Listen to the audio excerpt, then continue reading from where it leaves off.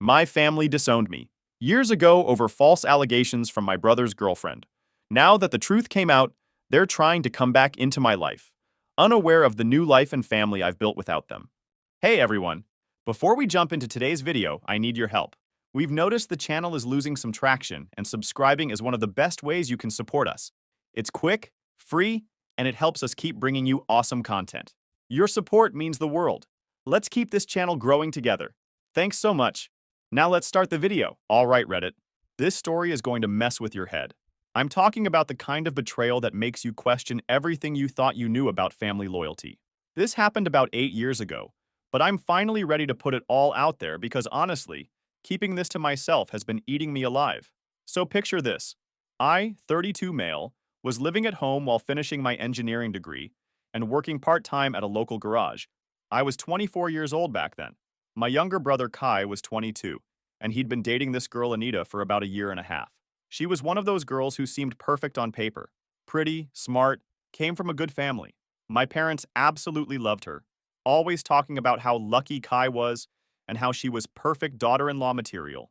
I never really liked her though.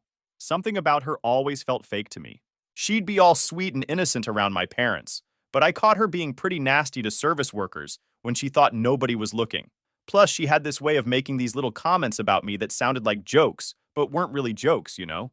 Like she'd say stuff like, "Oh, still living at home? When are you going to get your life together like Kai?" With this smile that didn't reach her eyes. Kai was completely whipped. This dude would cancel plans with friends, skip family events, basically reorganize his entire life around whatever Anita wanted. It was painful to watch, but he was my brother, and I figured he'd eventually figure it out on his own. The day everything went to hell started normal enough. I was supposed to help Kai move some furniture from his apartment to his new place. We'd planned to meet there around 3 p.m. to get started, but around 1:30 he texted me asking if I could head over early because his car was making weird noises and he needed to stop by the shop to get it looked at. He said he might be an hour late, but that Anita would be there to let me in and we could start packing some of the smaller stuff. No big deal, right?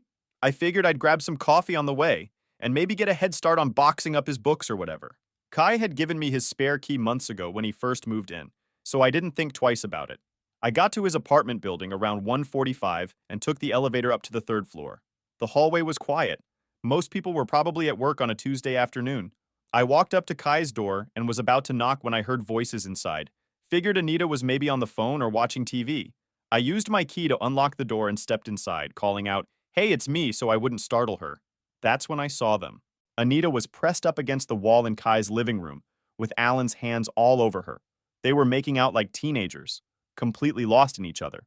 Alan, my brother's friend since college, the guy who'd been to every birthday party and family barbecue for the past 3 years. "What the hell?" I shouted. They broke apart instantly. Anita's face went from passion to pure panic in about half a second. Alan spun around and went white as a sheet when he saw me standing there. For a moment, nobody said anything. I was furious. "Are you kidding me right now?" I said, looking back and forth between them. "In my brother's own apartment?" For a moment, nobody said anything. Then Anita started crying. She pushed Alan away and started backing toward the corner of the room, sobbing and saying, "Please don't tell him," over and over. Alan stepped between us with this weird protective stance. "Dude, you need to leave," he said. "Just go." Like I was the one who didn't belong there. Kai is my brother. "What the hell do you think you're doing, Alan?" That's when Anita really started freaking out. She was hyperventilating, saying things like, "He's going to tell everyone, and Kai will never forgive me." I tried to calm her down, but she just kept getting more hysterical, and Alan kept telling me to leave. Finally, I said screw it and walked out. I figured I'd call Kai and let him handle it. I drove home thinking about how I was going to break this news to my brother. It was going to destroy him, but he needed to know. The guy deserved better than being played for a fool by someone he trusted. But near the evening, my phone started blowing up with calls from Kai. When I answered, he was screaming at me. "What the hell did you do to Anita?" The conversation with Kai was like something out of a nightmare. He was so angry I could barely understand what he was saying at first. Apparently, Anita had called him immediately after I left, crying and telling him that I had attacked her at his place. Her story was that she was alone when I had shown up, and while helping with the furniture, I forced myself on her. Alan was backing up her story, claiming he walked into us and he tried to stop me, but I was too strong, and that I had threatened both of them. I couldn't believe what I was hearing. "Kai, that's completely insane. I caught them making out. She's cheating on you with Alan. Shut up! You're a liar, he said. Anita would never cheat on me. She loves me. You're just jealous because you can't get a girl like her. The jealousy angle hit me hard because it was so ridiculous. I'd never been jealous of Kai's relationship. If anything, I'd felt bad for him because I could see how manipulative she was. I tried to explain what I had actually seen, but Kai wasn't having it. He said Anita was talking to the police. The police. I felt like I was in some alternate reality where nothing made sense. Kai, please, you have to listen to me. I'm your brother. Why would I lie about this? Because you've always hated her, he said. You've never been able to stand seeing me happy. Well, congratulations. You might have just destroyed the best thing that ever happened to me. He hung up on me. I sat there, hands shaking, trying to figure out what just happened. 20 minutes ago, I was worried about telling my brother his girlfriend was cheating. Now apparently I was a predator. I drove to my parents' house, went inside and found them in the kitchen. They already knew. Kai had called them first, and they were both sitting there looking at me like I was a stranger. My mom was crying, and my dad was just staring at me with this expression I'd never seen before. Is it true? My dad asked. Is what true? That I caught Anita cheating and she's lying about it to cover her tracks? Yeah, that's true. My mom gasped like I had just confessed to murder.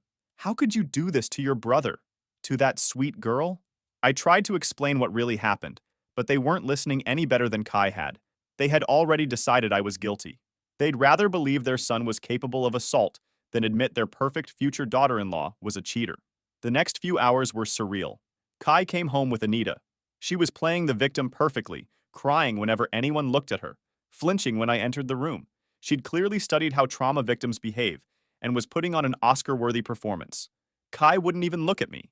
When I tried to talk to him, he told me to stay away from his girlfriend. My own brother was treating me like a predator in our own house.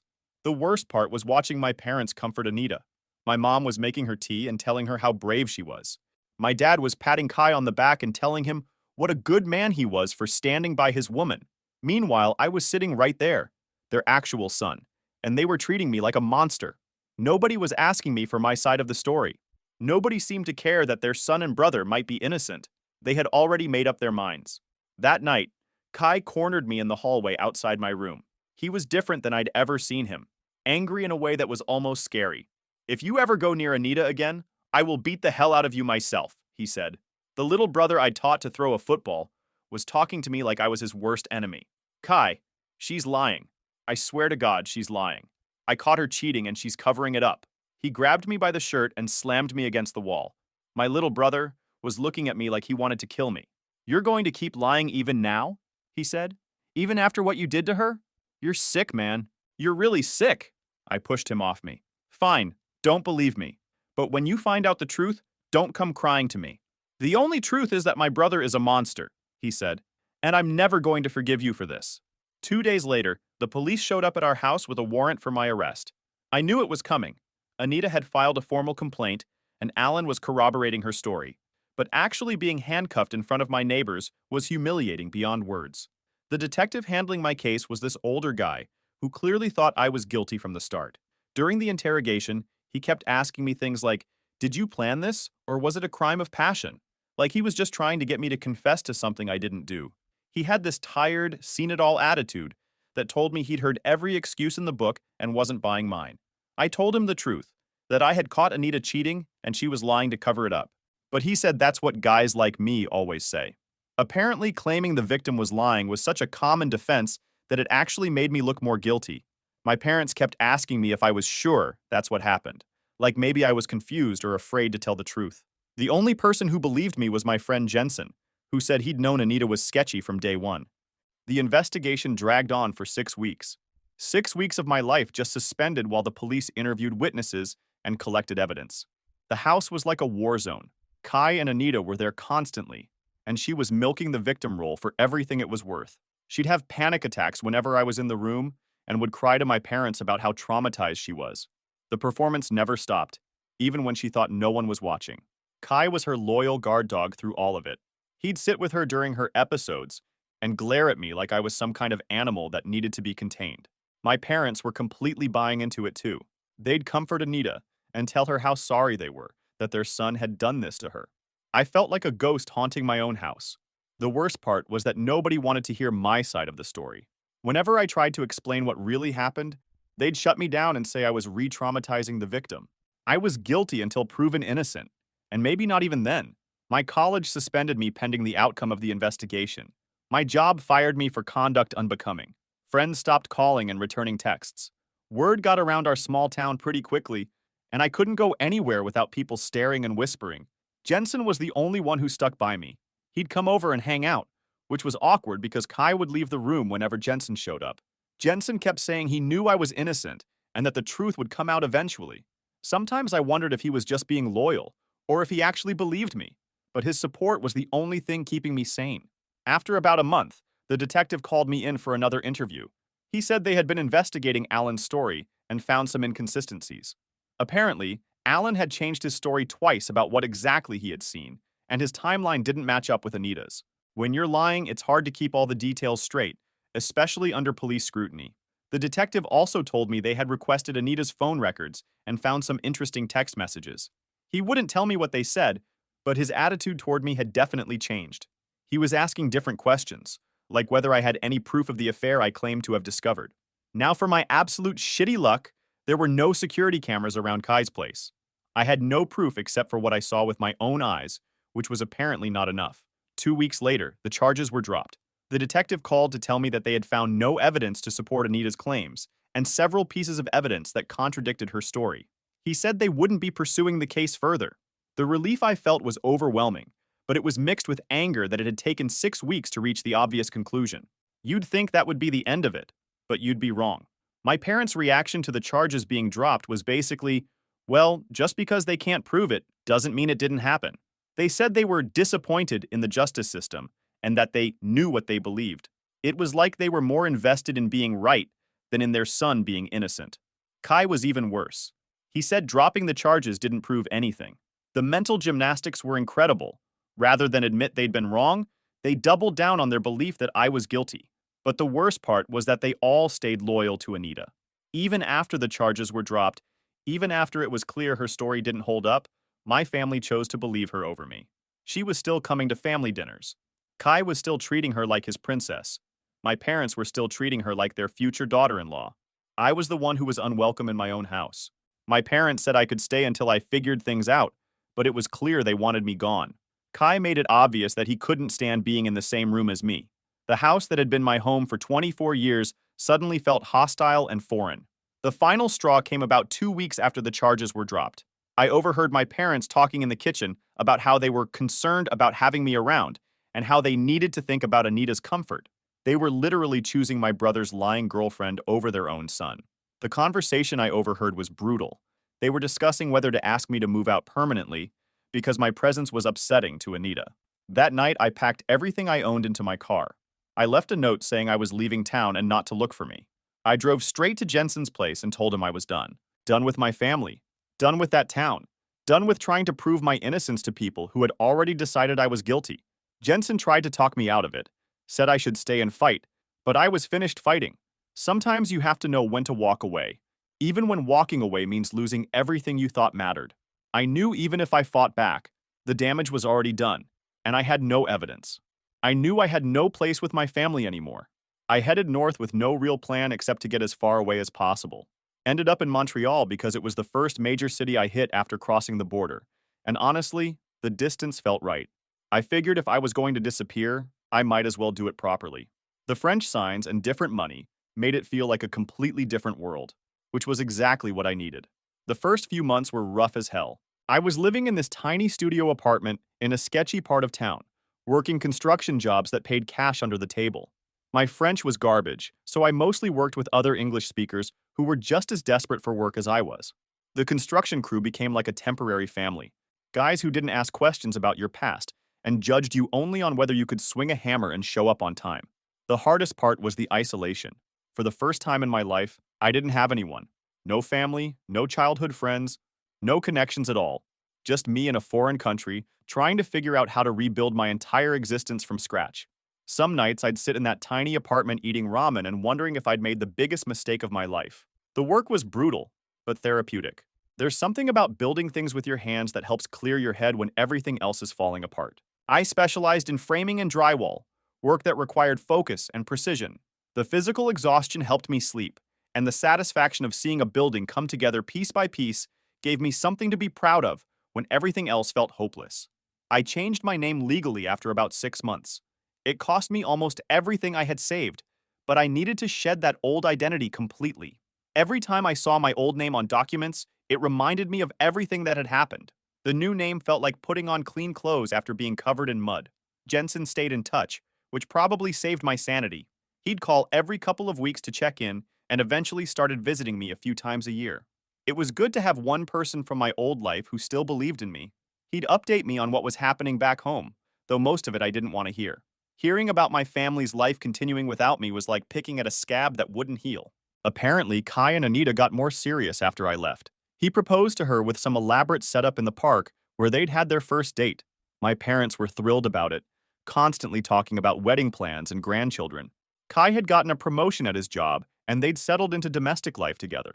From the outside, it looked like the perfect happy ending, except for the son and brother they'd thrown away to make it happen. Jensen never said it directly, but I could tell he thought my family was messed up for choosing Anita over me. He'd make comments about how weird it was that they never asked about me, or seemed concerned about where I'd gone. But he was loyal to me, not them, so he kept those observations to himself mostly.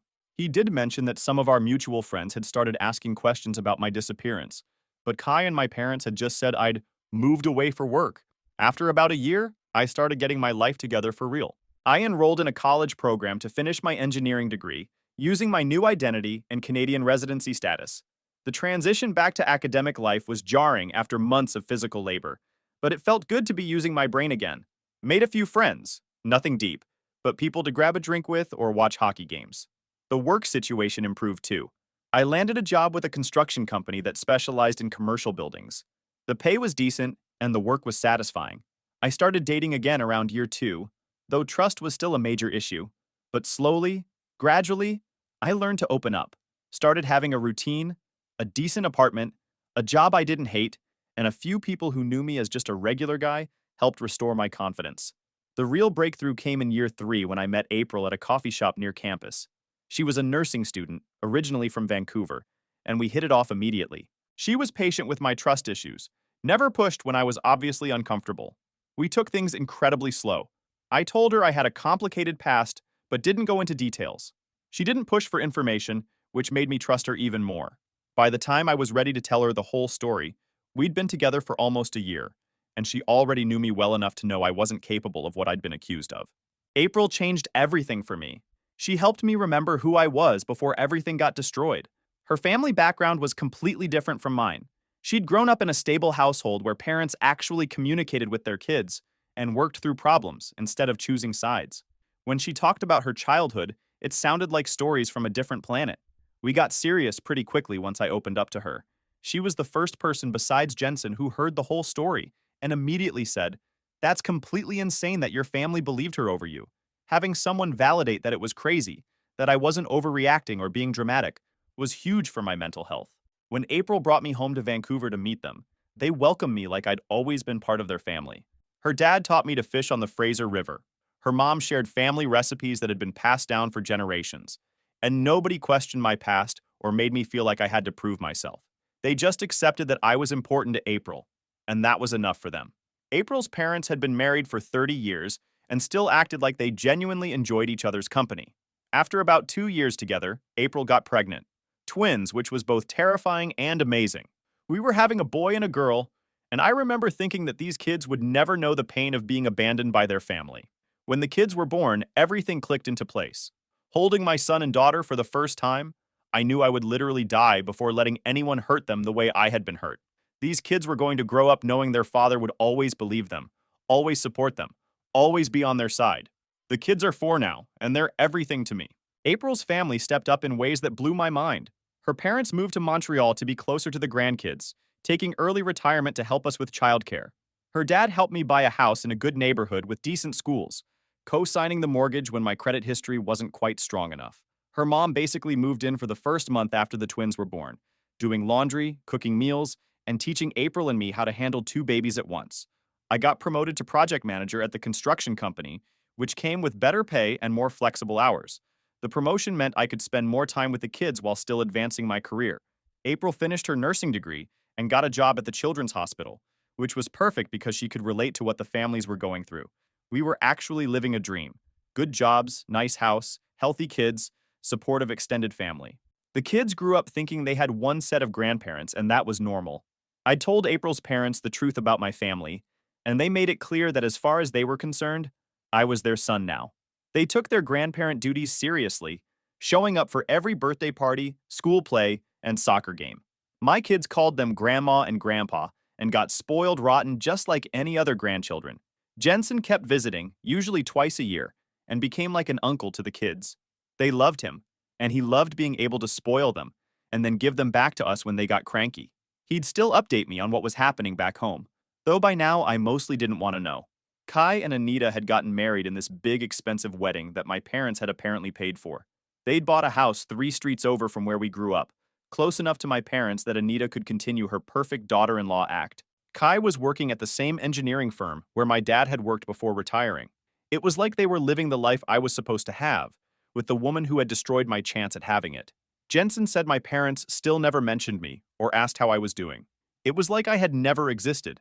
They'd created this alternate reality where their son was Kai and their daughter-in-law was Anita, and I was just erased from the family history. Honestly, by that point, it didn't hurt as much as it used to. I had a family that actually cared about me. Kids who thought I was a hero for being able to fix their broken toys and make pancakes on Saturday mornings, and a life built on truth instead of lies.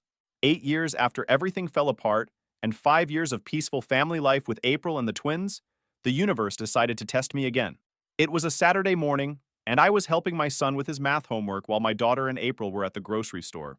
Just a normal weekend morning. The doorbell rang, and I figured it was probably a neighbor or delivery guy. My son ran to answer it before I could stop him. I heard him talking to someone but couldn't make out what was being said. Then he came running back looking confused. "Dad, there's an old man at the door who says he's your father." My stomach dropped. I walked to the front door, and there was my father, standing on my porch in Canada, looking older and more tired than I remembered, but definitely him. He was wearing a winter coat that looked expensive, but hung loose on his frame, like he'd lost weight recently. For a moment, I thought I was hallucinating. This man who had disowned me 8 years ago was somehow standing at my door like something out of a nightmare. "Hello, son," he said quietly. His voice was the same, but there was something broken in it. I slammed that door so hard the whole frame shook. All those old feelings of betrayal and anger came flooding back like it had happened yesterday. My hands were shaking, and I could hear my heart pounding in my ears. My dad kept knocking and calling my name, my old name, which sounded foreign after all these years. "Please, son, open that door and let me talk to you. I know you're angry, but please let me explain." The desperation in his voice was something I'd never heard before. But then April got home with our daughter, and she was asking who was that man at the door. I explained the situation as simply as I could. April had heard the whole story, obviously, but she'd never expected to actually meet any of my family. She was furious on my behalf, but she told me to take my time and see what he wanted while she'd keep the kids busy. She took them to their rooms and gave me space to deal with whatever this was. Then I opened the door and let my father in. He looked around the house, taking in the family photos on the walls, the kids' artwork on the refrigerator, the obvious signs of a happy family life. There were pictures of birthday parties, family vacations, school events, years of memories that he'd never been part of. "You've done well for yourself," he said, and there was genuine admiration in his voice. "No thanks to you," I replied. "What do you want?" He sat down heavily on my couch and suddenly looked every one of his 73 years. His hair had gone completely gray, and there were lines around his eyes that hadn't been there before. "I need to tell you something. Something we discovered last month." What my father told me next was both vindicating and infuriating at the same time. Apparently, Kai and Anita's marriage wasn't the fairy tale everyone thought it was. About 6 months ago, Kai had started noticing some weird behavior from Anita, being secretive with her phone, making excuses to go out alone, staying late at work for projects that never seemed to materialize. Kai decided to do some detective work before confronting her. He followed Anita one evening when she said she was going to her book club, only to see her car parked outside a restaurant downtown. He waited in his car for 3 hours until she came out with Alan, but he didn't confront them immediately. Instead, he started paying attention to everything: her schedule, her excuses, her behavior when she thought he wasn't watching. He started documenting the affair. He followed them for weeks, getting photos and video evidence of their relationship. Turns out she was still having an affair with Alan, who was now married with kids of his own. They'd been meeting at hotels, at Alan's office after hours. The affair had never really ended. They'd just gotten better at hiding it.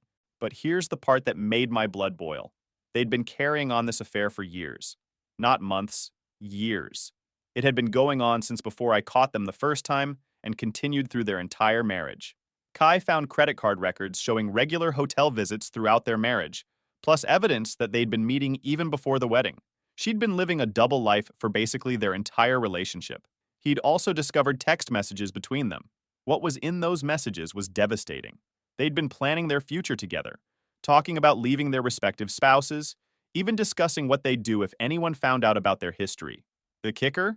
During their marriage, Alan had gotten her pregnant, and she'd had an abortion without telling Kai, terrified it might not be his. The messages showed them laughing about how clueless Kai was and how easy it had been to fool everyone. In those messages, Anita was also terrified about the family finding out the truth about everything they had done. She was paranoid that I would somehow prove my innocence and expose their lies. They'd even discussed what they'd do if I ever came back and tried to tell people what really happened.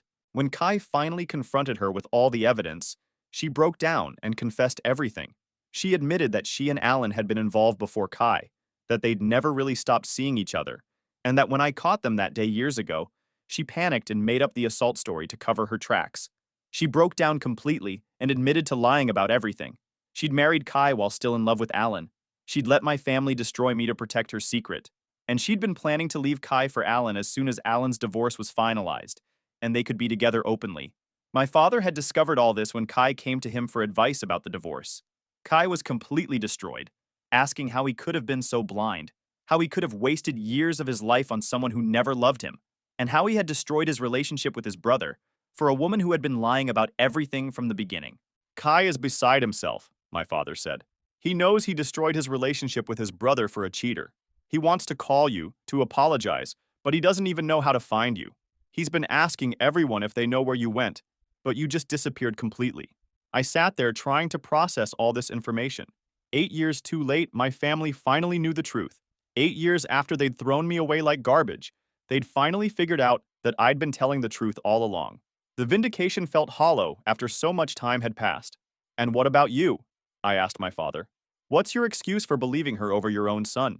He looked down at his hands, and I could see tears forming in his eyes. I don't have one. We were wrong. Completely, utterly wrong. We let that girl manipulate us into destroying our own family, and we've spent years living with the consequences. Have you, though? I asked. Because from what Jensen tells me, you all seem pretty happy with your choice. You got your perfect daughter-in-law, your fairy tale wedding, your happy family.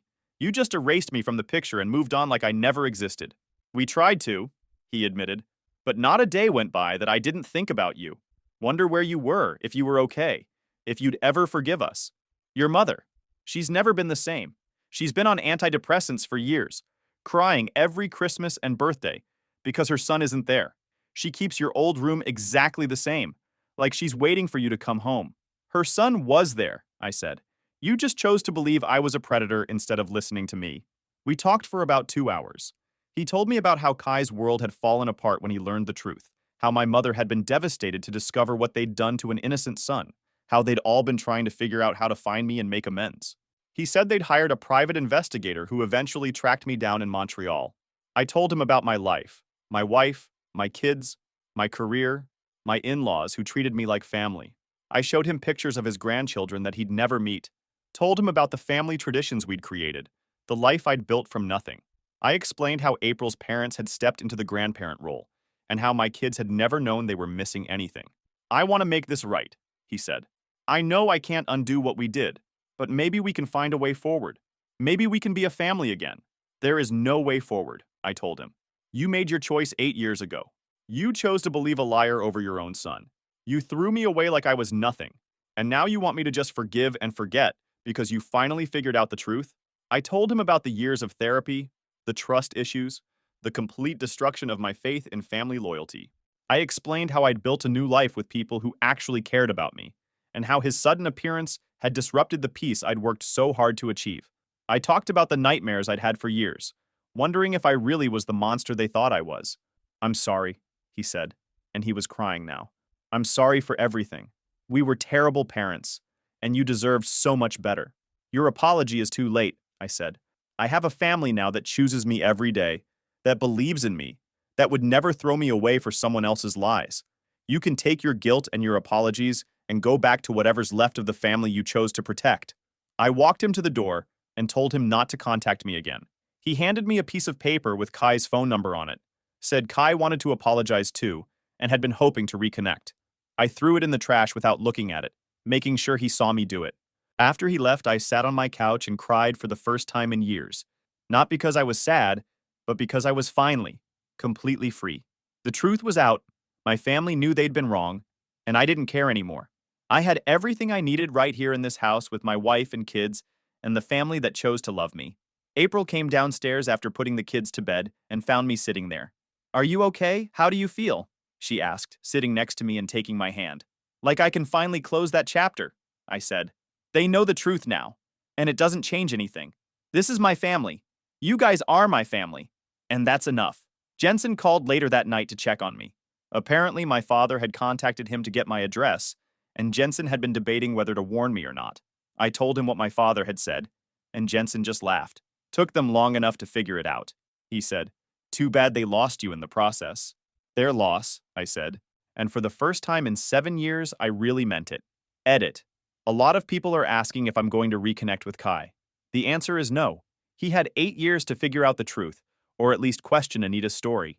Instead, he married her and lived happily ever after, while I rebuilt my life from nothing. Some bridges burn completely, and that's okay. Edit 2. For those asking about my kids, they know I'm from the States and that I have family there I don't talk to.